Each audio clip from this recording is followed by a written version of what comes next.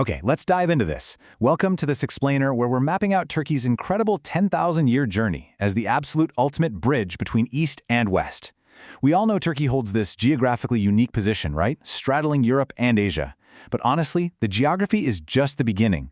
This land has been the stage for some of the most dramatic shifts in human civilization, and today, we're going to unpack exactly how that layered history forged the complex, totally fascinating nation we see today. To truly grasp Turkey's complex modern identity, we're going to cross this historical bridge era by era.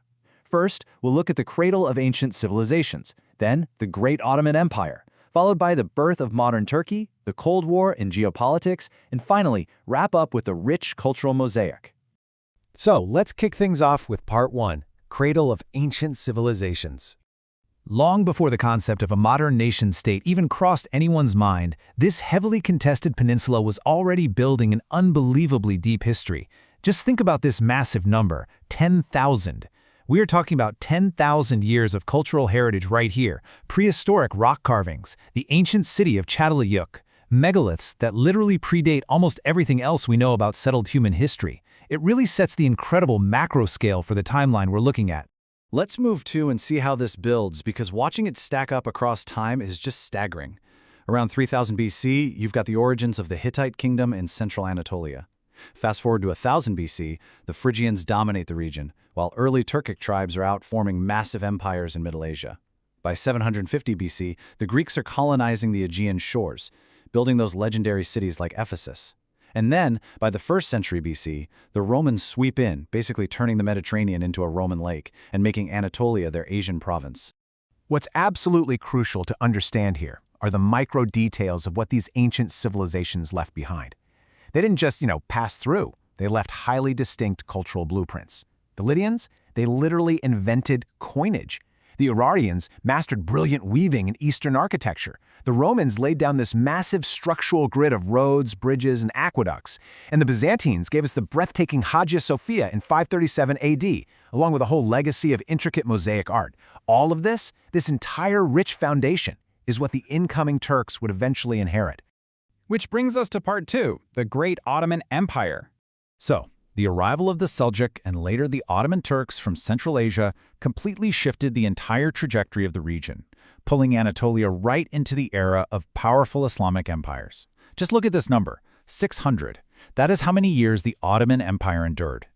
Starting as just a small principality in the late 13th century, they grew to conquer the Byzantine capital of Constantinople in 1453.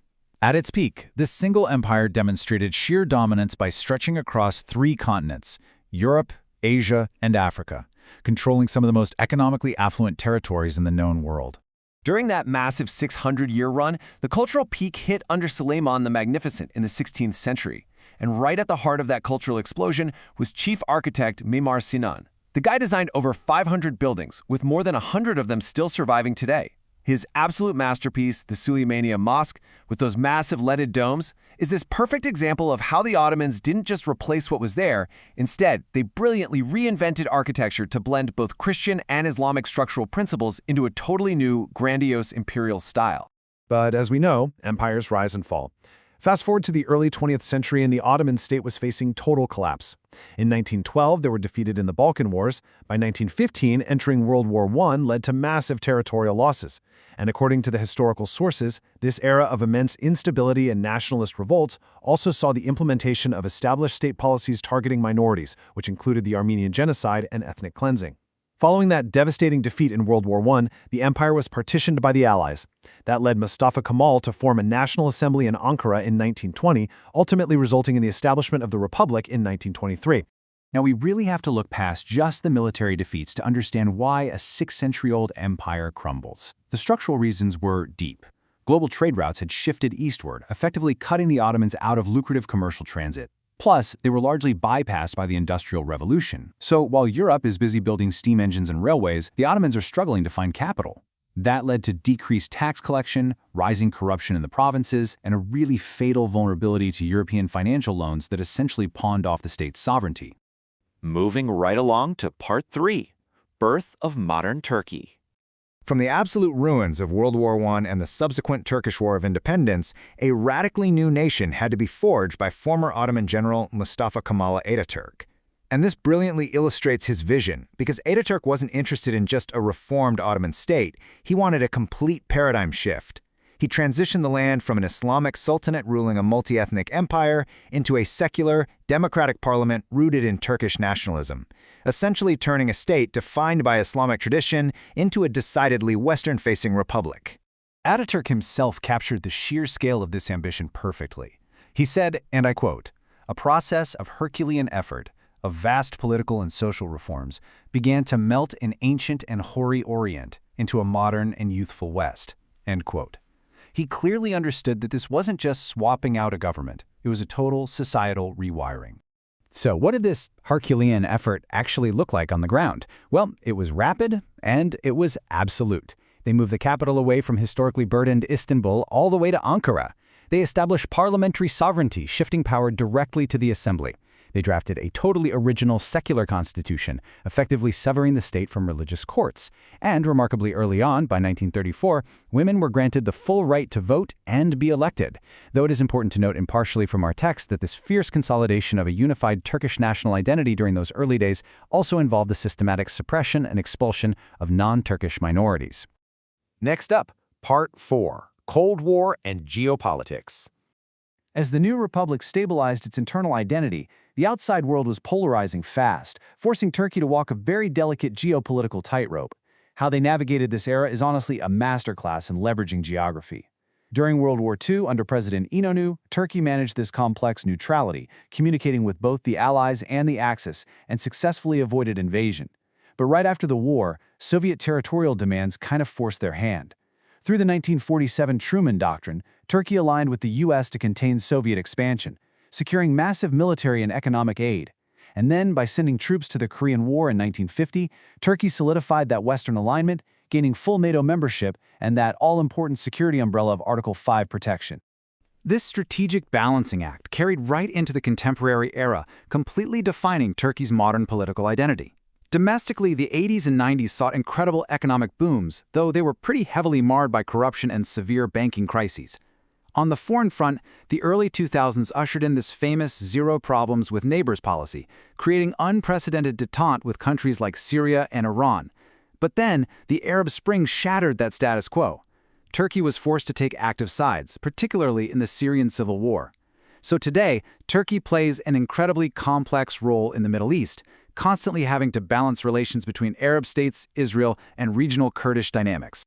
And finally, Part 5, a rich cultural mosaic. Okay, we've covered the dense geopolitics and the rise and fall of empires. Now let's look at the vibrant, lived experience of the culture that survived it all. Now what's really interesting about this question here is exploring how 10,000 years of history actually tastes. Because the incredible thing about Turkey's geography is that the blending of all those empires literally created the modern Turkish menu. Turkish cuisine is easily one of the oldest and most refined in the world. It starts with those nomadic Turkic roots in Central Asia, heavily reliant on meat and milk-based diets. And as these tribes moved, they absorbed everything. From West Turkestan, they brought luscious fig dolma. From the Elat, we get tactfully spiced kebabs.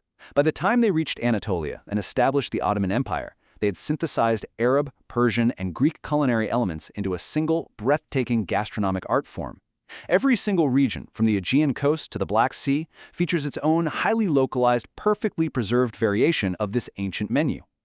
But, it's not just the food, it's the folklore. Take Nowruz, for example. This is a 3,000-year-old spring equinox festival, meaning New Day in Persian. It predates almost all the modern borders we've discussed today. It serves as this vital cultural gathering for communities with nomadic backgrounds, Kurds, Azeris, and Turks alike. Even when it faced suppression during periods of intense political change in the Republican era, the sheer cultural gravity of the folk dances and storytelling kept it alive. It truly represents the enduring heartbeat of the people, outlasting the rise and fall of regimes. Which leaves us looking ahead. We've traced this 10,000-year bridge from the Hittites to the Ottomans, from Ataturk's radical republic all the way to today's modern geopolitical tightrope. So, the ultimate question remains. Will Turkey's future be defined by the youthful, secular, Western-facing aspirations set in motion a century ago? Or will the deep gravity of its Middle Eastern geography and its hoary Ottoman past exert a stronger pull? It's a country of intense duality, and watching how this bridge continues to evolve is honestly one of the most fascinating stories in the world today. Thank you so much for joining me on this explainer, and keep learning.